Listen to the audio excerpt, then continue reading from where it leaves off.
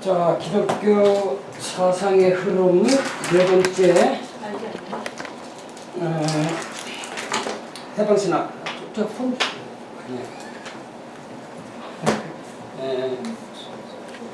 해방신학이라고 하는 건 20세기 후반에 최대의 신학적인 논쟁을 일으킨 그런 이제 신학입니다. 지금까지 그 논란은 끝이 나지 않았고 현재까지도 진행 중이에요. 교회 안에서뿐만 아니라 교회 밖에서도 상당한 논란거리가 됐다라고 하는 겁니다. 교회 안에서는 전통 신학과 상당 부분 다른 신학이기 때문에 주로 신앙적으로 보수적인 교회들로부터 공격을 받고 있고, 교회 밖에서는 해방신학이 마르크시즘과 결합됐다고 하는 그런 혹평 때문에 정치적으로 보수적인 사람들로부터 위험시되는 그러한 신학입니다.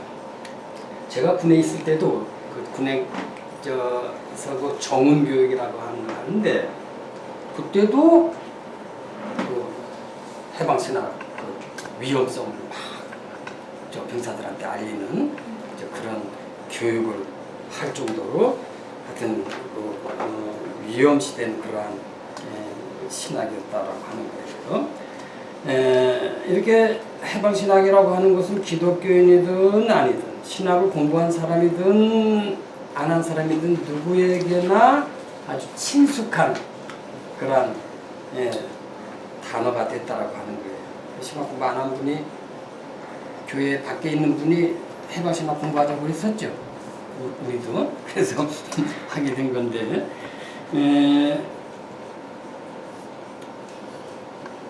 알다시피 해방신학은 그 라틴 아메리카에서 이제 시작된 신학인데, 신학이 유럽이나 미국이 아닌 다른 곳에서 발생한 경우는 해방신학하고 민주신학밖에 없어요.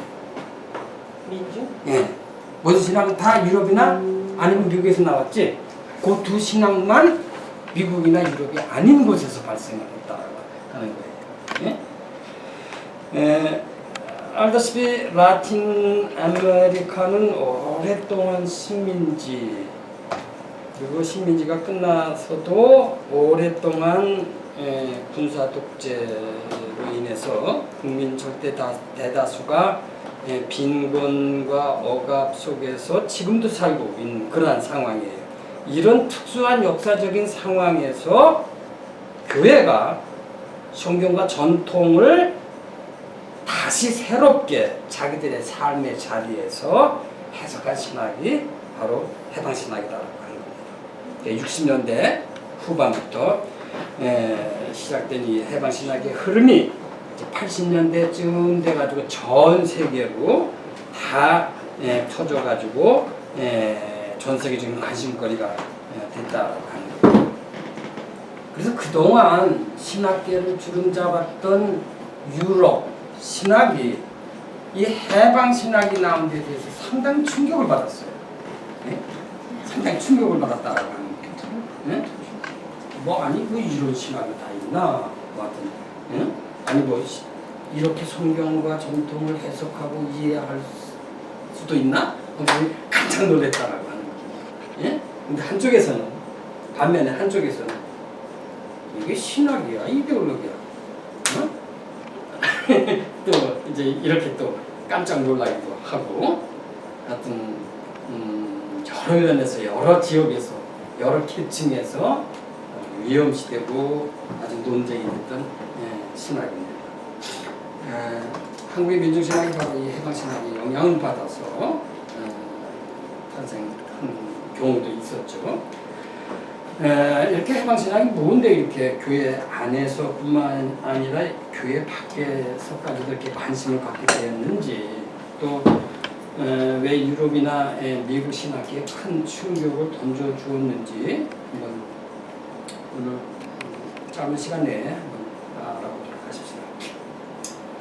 자, 그럼 해방신학이 어떻게 해서 탄생하게 됐나, 그 배경을, 정치, 경제, 사회적인 배경을 한번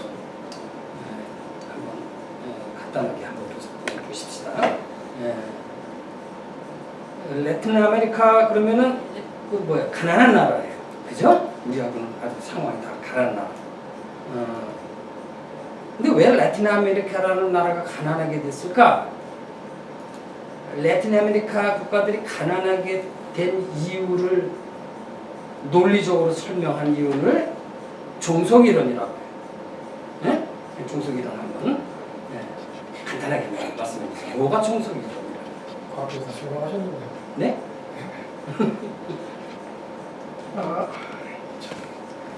이게 지금 과제인가요? 종속이론, 과제로 숙제였어요? 저 숙제했어요.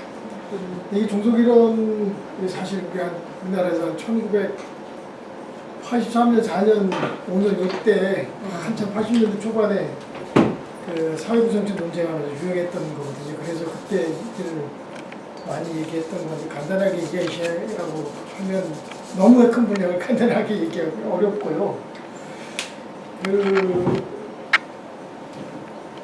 지금 여기 나오신 자료 만들어진 그대로 1950년, 60년대 라틴 아메리카에서 발생한 이론인데 실제로 이제 아까 말씀하셨던 것처럼 막스 레닌주의 그 사상을 반영한 이론이다. 이렇게 얘기를 하는데 실제 내용상으로는 그렇지도 않다고 하는데 어찌됐거나 그 자본주의 체제 내에서였던 제국주의가 식민지, 강대국과 약소국 이런 것들의 불평등, 차별 이런 것들을 이제 일원화시킨 거예요. 그래서 그러니까 거기도 여러 가지 관계가 있는데 소위 이제 그 가난한 나라의 그 노동력과 부와 잉여나 이런 것들을 수탈해 간다. 이런 것들이 이제 왜 이렇게 수탈하는가 이런 것들 설명하는 거죠. 권력집단이 수탈한다는 건가요? 나라와 나라 간에서. 그래서 이제 그걸 이론화시켜 주변부와 뭐 중심부와 주변부, 반주변 뭐 이런 식으로 얘기를 해서 그걸 가지고 그 사회에 라틴 아메리카 여러 이런 같은 나라에서 이제 그 나라 어떻게 하면 이 나라를 그런 제국으로부터 이제 해방하겠는가 뭐 이런 것들 쭉 이제 설명하는 거고 신학자들 신학운동하는 사람들이 이제 그 이론을 차용을 해서 그 교회운동, 뭐 사회운동에 반영했고 우리나라 같은 경우에는 이제 그때 80년대 이론 들어와서 뭐 식민지 논쟁 한때 식민지 뭐 반자본주의, 뭐 국가독점 자본주의 뭐 논쟁이 있었는데 재밌는 건 뭐냐면 종속이론을 그렇게 많이 선했던 많은 사람들이 나중에 와서 이렇게 굴절됐다는 거예요. 변절이라고 얘기하기 좀 뭐하고 굴절됐다는 거예요. 그 한국 같은 경우는 안병직 같은 사람이 이제 식민지 반공권론을 했던 사람이 지금 뉴라이트의 선두가 됐고 제가 이제 오늘 배워봐야 알겠지만 해방신학의 종속이론 했던 사람들도 조금 이제 20세기, 21세기로 들어오면서 굴절되고 뭐 그렇다는 말씀 드립니다. 예.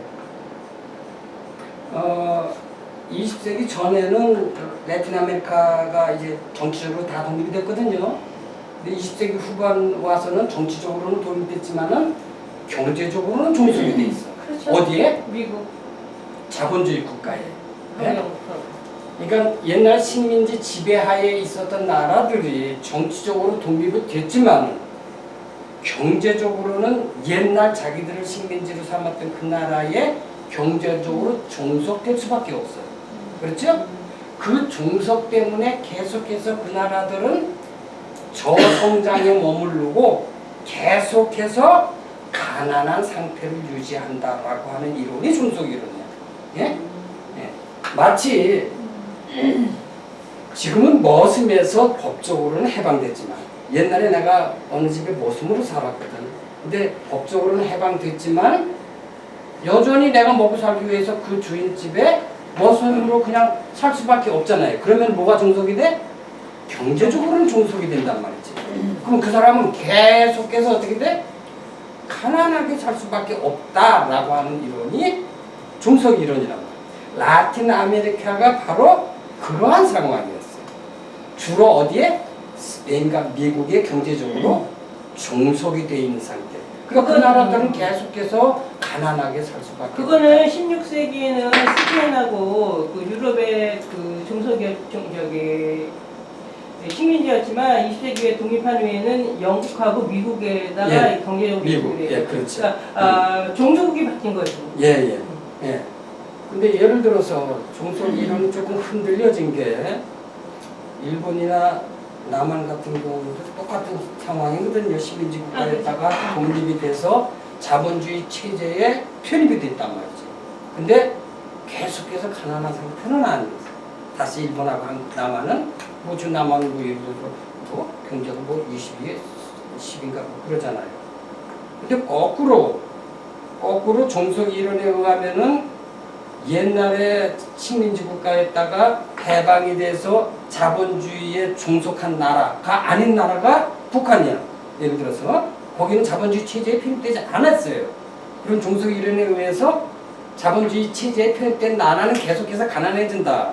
그래야 되는데 자본주의 체제에 편입되지 않은 북한은 여전히 가난하단 말이지. 말하자면은 그건 아니지. 이렇게 그건 아니죠. 실제로 북한은 남한보다 1970년대까지는 잘 살았잖아요. 그렇죠. 근데 예. 미국의 공산주의 국가가 사회주의 국가가 무너지고 소련이 무너지면서 실적으로 미국의 경제적인 봉쇄에 의해서 북한이 많이 지금 추락됐지만 사실 70년대까지는 남한보다 잘 살았다는 게 정설이에요. 그 정상이 그건 맞아요. 근데 어쨌든 간에 지금 자본주의 체제에 편입되지 않은 나라인데도 종속이론에 의하면 자본주의 체제에 뒤늦게 편입된 나라들은 계속해서 경제적으로 종속되어 있기 때문에 가난을 내지 못한다라고 하는 거예요. 근데 또 어떤 남한이나 일본 또는 북한 같은 게 그 종속이론의 예외의 적일 수도 있다. 아니, 남한은 여전히요. 네. 보존적 만일 종속이 이런 자체가 없는 쪽으로 따지면 남한은 여전히 군사적으로나 또 내지는 그 기업의 지배 측면이라든가 문화적으로나 그걸 종속이라고 그러니까 종속된 측면이 있어요. 남한은 정치적으로는 독립이 됐지만 경제적으로는 아직도 종속 상태다라고 주장하는 사람들이 있어요. 없는 건 아닙니다. 심지어 정치적으로도 아직 종속된 나라다. 정치적으로 종속됐지. 근데 확실한 거는 군사적으로는 종속된 나라. 군사는 종속된 왜 장차권이 나라. 우리나라에 없기 때문에. 그렇죠. 지금 그 정치적인 얘기를 하는 게 아니고 지금은 종속이론 가난의 문제를 얘기하는 거란 말이에요. 경제적인. 예. 예를 들어서 미국이 라틴 아메리카를 향해서 어떠한 신식민지 정책을 했느냐면은 값싼 노동력과 값싼 원료를 사갖고 들어가서 미국에서 그거를 상품화해서 다시 라틴 아메리카 시장에 비싼 가격으로 파는 거. 그게 바로 종속이론의 대체 아주 모범적인 사례라고 하는 겁니다. 이런 것 때문에 라틴 아메리카가 계속해서 가난에 굶주림에 억압에 머물러 있다라고 하는 거예요. 최근에 신문 봤더니 콜롬비아가 어제 무슨 내전 종식 협상을 했다고 나왔더라고요. 여태까지 세계에서 가장 오래된 내전이었대. 52년 만에 내전을 협상했다고 나왔더라고요.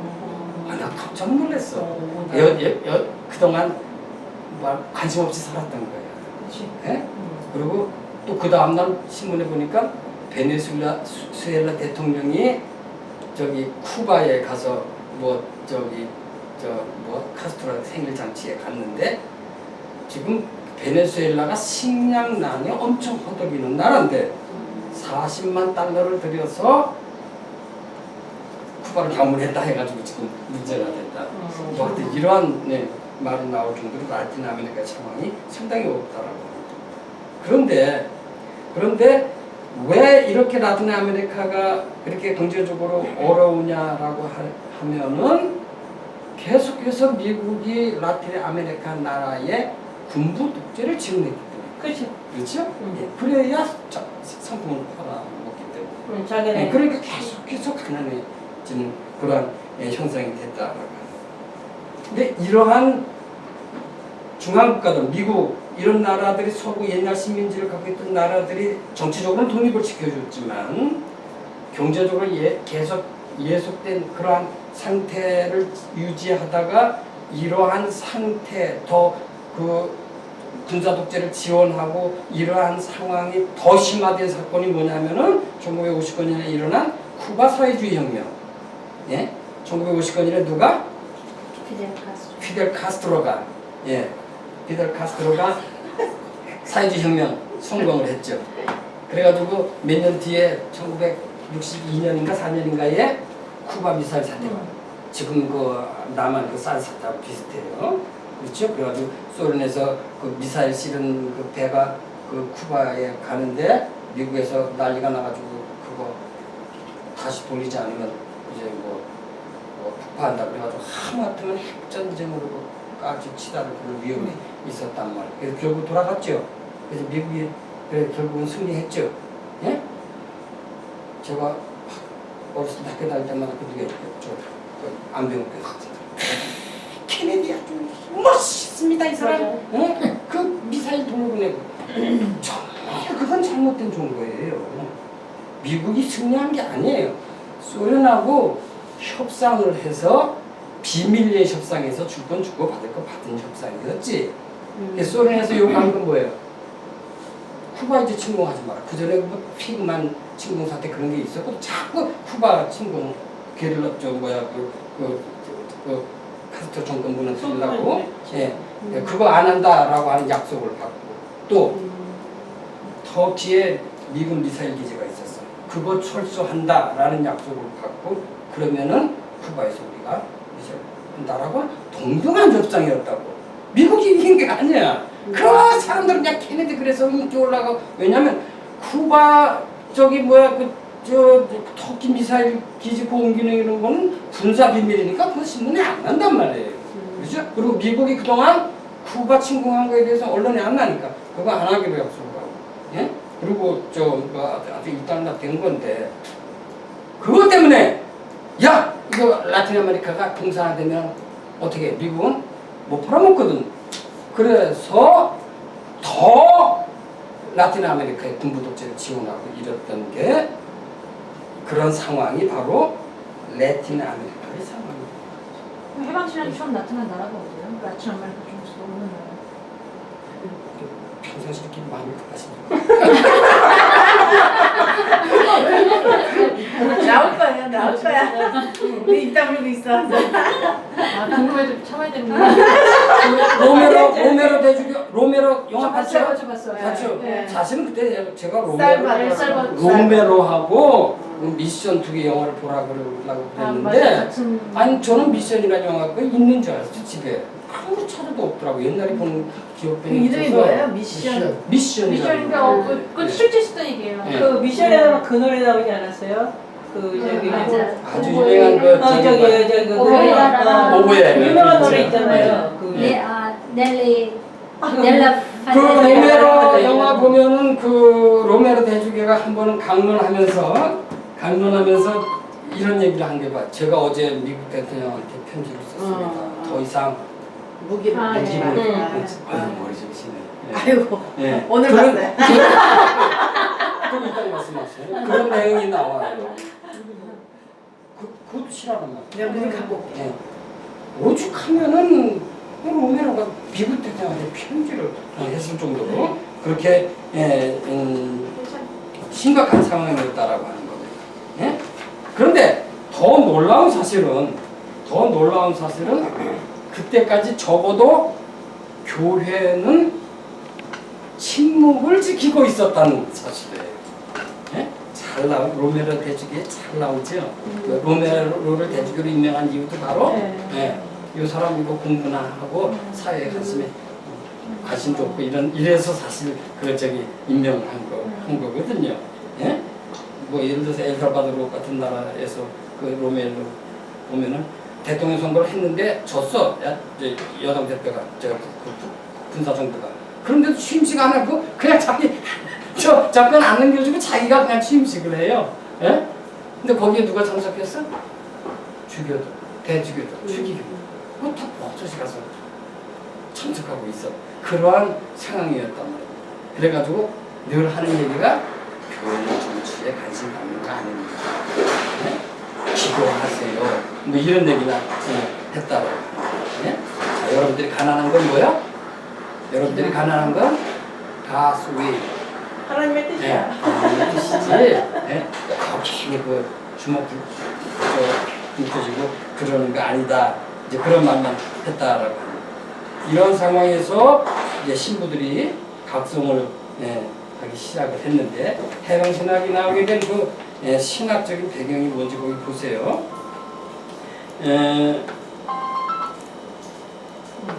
그 2차 바티칸 카운슬이라는 게 있는데 바티칸 공의회 2차 1962년부터 1965년 그 사이에 일어났던 그 바티칸 주교 회의인데 이게 가톨릭 교회의 아주 중요한 회의예요.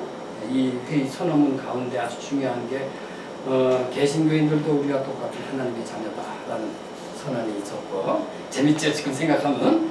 두 번째는 다른 종교에도 나름대로 보편적인 구원의 진리는 있다 이런 선언을 했어요. 예? 무슨 말이에요 그게?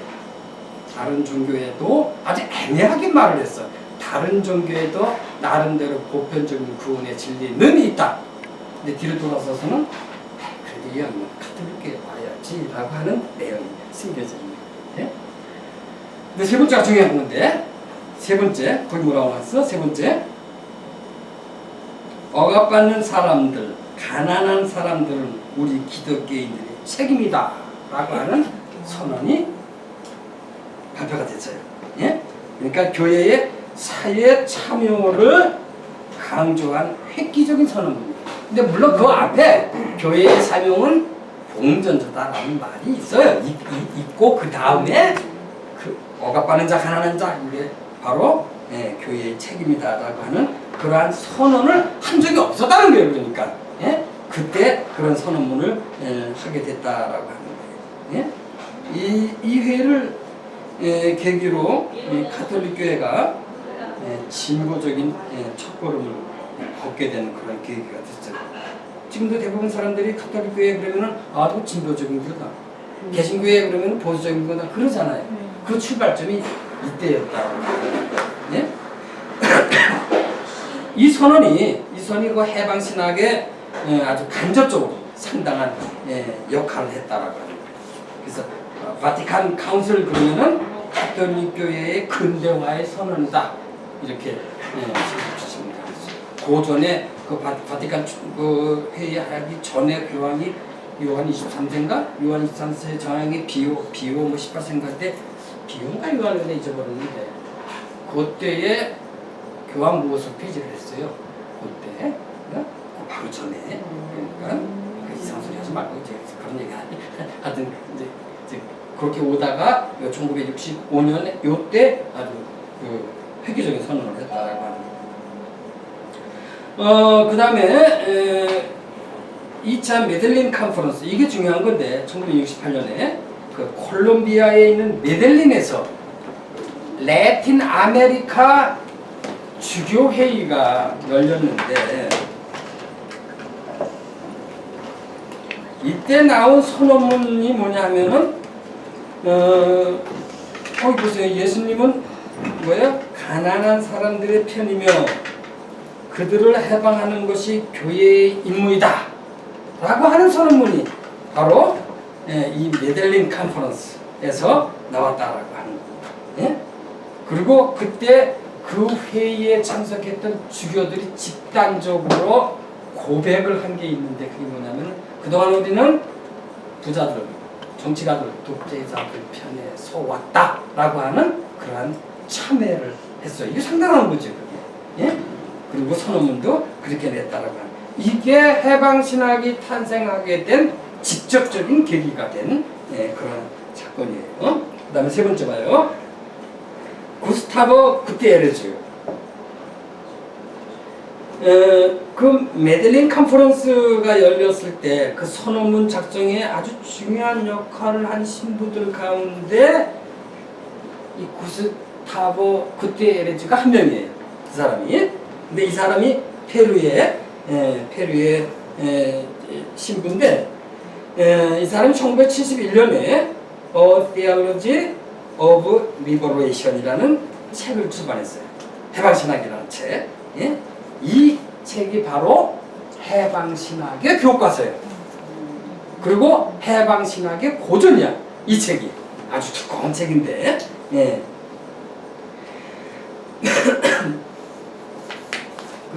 그러고 나서 한 2, 3년 지난 다음에 영어로 이제 번역이 돼서 이 소비에 알려지게 됐고, 그리고 한 몇 년 있다가 한국에서도 이 책이 번역이 됐어요. 번역이 되다마다 판금됐죠. 당연히. 예. 근데 제가 듣기로는 그때 신부의 그 해방신학이라는 책을 한국에서 번역할 때 몇 부분을 빼냈어. 그거 하면 큰일 날까봐. 사실 아주 공산주의 아주 그게 많이 들어있었거든. 그걸 빼서 출발했는데도 그 판금됐어요. 그래서 제가 알기로는 저는 부책 못 봤는데 제 선배들 얘기가 지하에서 그거 참 풀다 하고 이래 가서 서로 돌봤다라는 얘기를 하는 걸 제가 들은 적이 있었는데, 인천에서 풀렸어요. 예, 하여튼 예, 이 그 책이 나옴으로 말미암아서 아까 얘기한 것처럼 서양의 유럽에 상당한 파문을 일으켰다라고 하는 거예요. 예. 그 다음에 네 번째 레오나르도 보프 신부.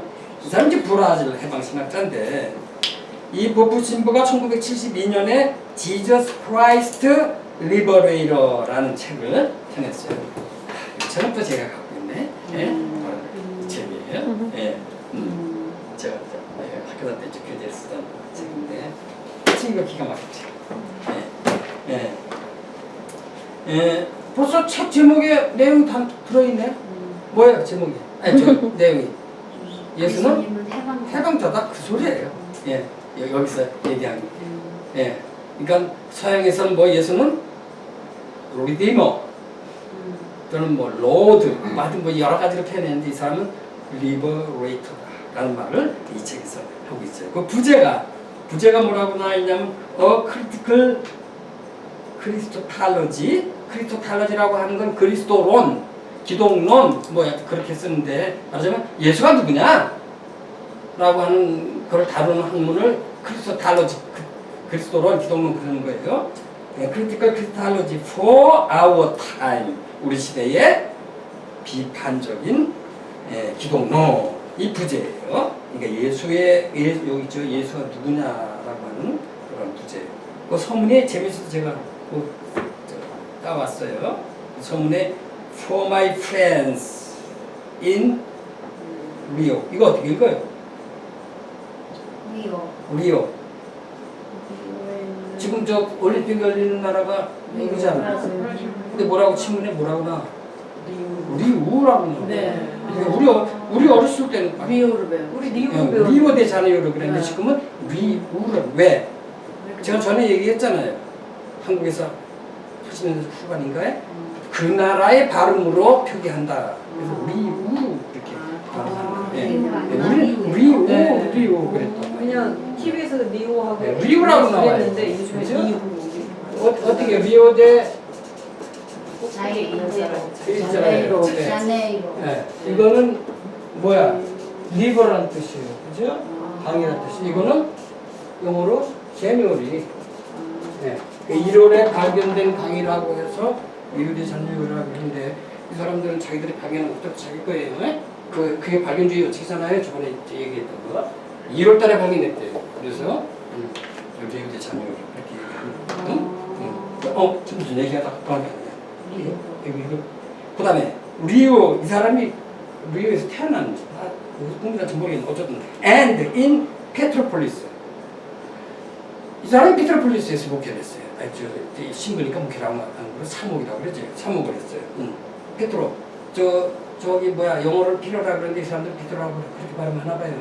저기 헬라 사람들은 베드로 그러고, 예. 폴리스는 경찰이 아니고 저기 도시 시티, 예. 그러니까 시리오 피로 이런 뜻이에요. 페트로폴리스에 있는 또 for all those who seek Christ with a sincere heart, 진실한 마음을 가지고 크라이스트를 찾는 사람들을 위해서. 아주 제목이 아주 제가 독특해서 제가 그렇게 써왔어요. 네. 그 그다음에 그 해방 신학의 선구자들이 있어요. 빨리 끝내기 위해서 이거 그냥 대충 하십시다. 이거 3시간 내에 끝낼 수가 없을 것 같아서. 두 번에 나눠서 하시죠. 여러분들 것도 마음에 품바세가 있는 거. 그러니까 내 생각이 들어. 마음의 직박을. 해방 신학에 간접적으로 직접적으로 영향 준 첫 번째 사람이 디트리히트 본헤퍼예요.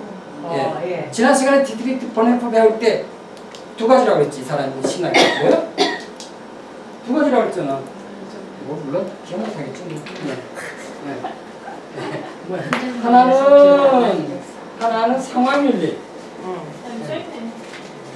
그다음 거기 있죠. 두 번째는 세속과 신학.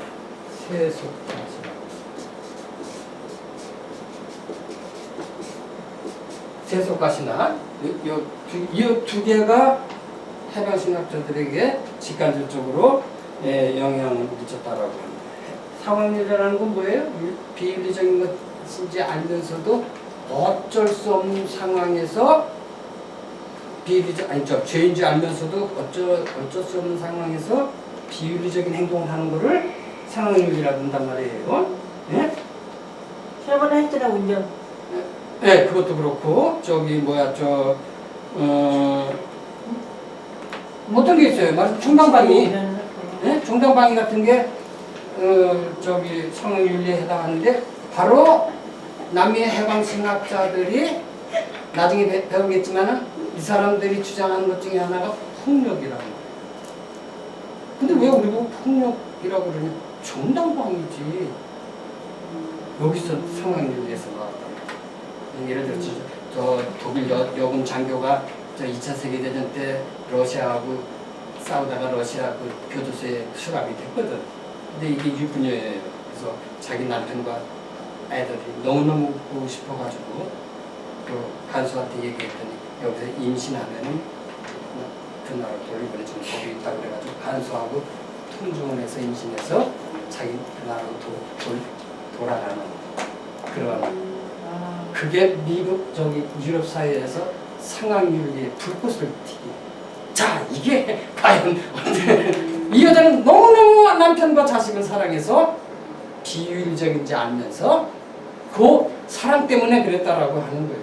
예, 어쨌든 그런 그 상황윤리 재밌어요. 옛날에 노무현 정부 때 우리나라 주미 대사로 왔던 사람 웨인이라는 사람이 있는데 에모리 대학의 총장 이 사람이 상황윤리의 대가예요.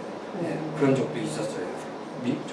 한국의 주미 대사로 이 사람이 상황윤리 아주 웨인이 대사로 있었어요. 예, 그 클린턴 정부 때. 노무현 정부 때 간 나이 먹으니까 맞아. 그 잊어버려. 예. 상황윤리.